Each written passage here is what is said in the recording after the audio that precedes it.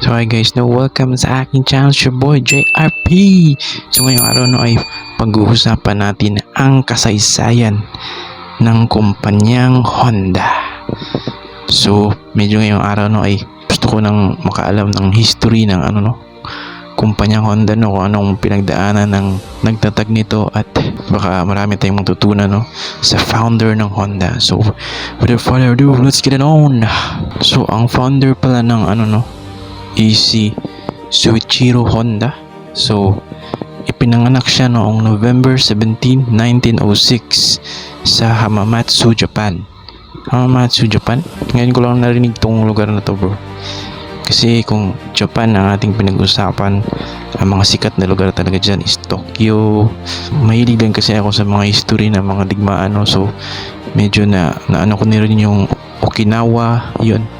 Si Shuichiro pala ay isang anak ng panday, panday at tagapag-ayos ng mga bisikleta. Bata pa lamang ay mahilig na sa makina at mag-ayos ng mga kagamitan. Siguro isa din to sa mga batang mahilig mag-ayos ng mga laruan na sira noon, mga batang ganon. So nahumaling sa sasakyan matapos makita ng unang kotse sa kanilang lugar. Uy, yun pala ang doon pala nag-spark ang kanyang kagustuhan sa mga sasakyan nung nakita siya ng sasakyan sa kanilang lugar.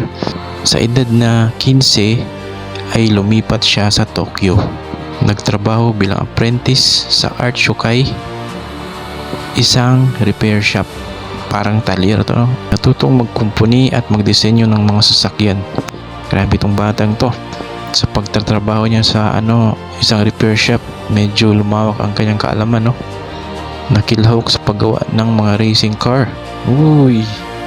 So ito ang mga unang negosyo ni Shuichiro Honda.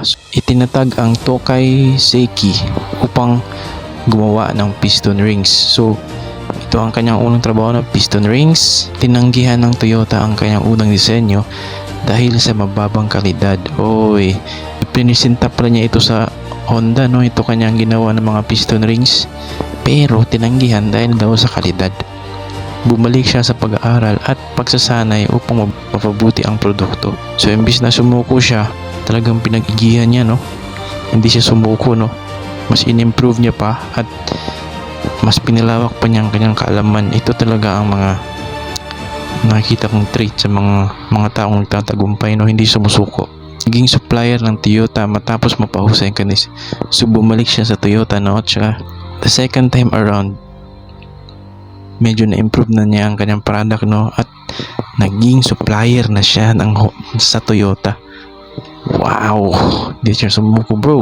Pero noong World War II, nasira ang pabrika. Noon pa lang ang gera, naapektuhan pala ang negosyo ni Shuichiro Honda. Lalong naapektuhan ng malakas na lindol ang kanyang negosyo. Japan, yung bansang yan, lindulin talaga yan, kagaya yan ng Pilipinas. Lagi tayong linilindol. Japan rin, laging linilindol. So dahil sa mga nangyari ito, gera, mga lindol, natural disasters, napilitan siyang ibenta ang natitira sa kanyang kumpanya. So wala na talaga isang choice, kundi ibenta dahil sa mga nangyari, Naghanap siya ng mga bagong opportunity, So noong 1946, itinatag ang Honda Technical Research Institute. Kabit ng maliit na makina sa mga bisikleta upang makatulong sa transportation pagkatapos ng digmaan. So noon pa ng mga 1940s, kinakabitan ng mga makina yung mga bisikleta. Doon siguro nagsimula ang motor, Grabe to, bro. Lumaki ang demand sa murang sasakyan. Noong 1948, opisyal na naitatag ang Honda Motor Co. Limited. Inulunsad ang Super Cab noong 1948. Madaling gamitin, matipid sa gasolina at matibay. Yan talaga noon ang Japan dyan. Isa sa pinakamabentang motorsiklo sa kasaysayan. Wow! Nagbukas ng daan para sa pandaigdigang paglago ng Honda. Dahil sa Super Cab na yun, nakilala ang kumpanyang Honda sa buong mundo, O ang Honda, nagsimula silang gumawa ng kotse noong dekada 60 o 1960s. So inilabas ang unang modelo gaya ng T360 at S500. Nakilala sa teknolohiya, kalidad at fuel efficiency. Mga Hapon talaga sobrang galing talaga sa pag ng mga kotse na di kalidad. Sila ay unti-unting lumaban sa mga higante ng mga automotive industry. So from supplier sa Toyota, naging competition na siya, no? Grabe to si Soichiro Honda. Dahil sa nag-start na silang gumawa ng mga kotse, napasok na nila ang merkado ng Amerika at Europa.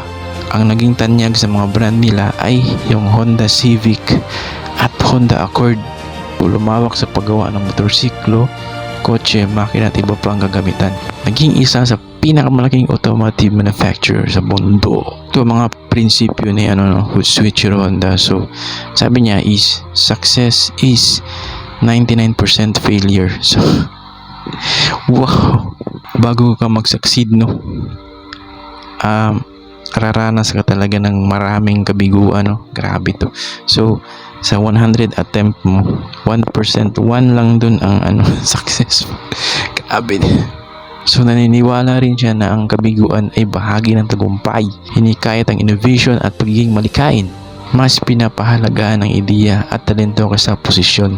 100% talaga si Soichiro, gusto niya ng yung gawa, hindi yung yung may mga sinabi, yung may mga bitaw, yun na tao. Nagretiro noong 1973 at nananatiling inspirasyon sa kumpanya. So pumanaw pala si Soichiro Honda noong 1991, no? Grabe to, bro. Dapat tularan natin si Soichiro Honda. Simpleng mekaniko lang siya pero naging CEO siya. So yun lang mga bro, no? Sana may natutunan kayo sa video ito, at if you like this video, please like and subscribe. So next video ulit.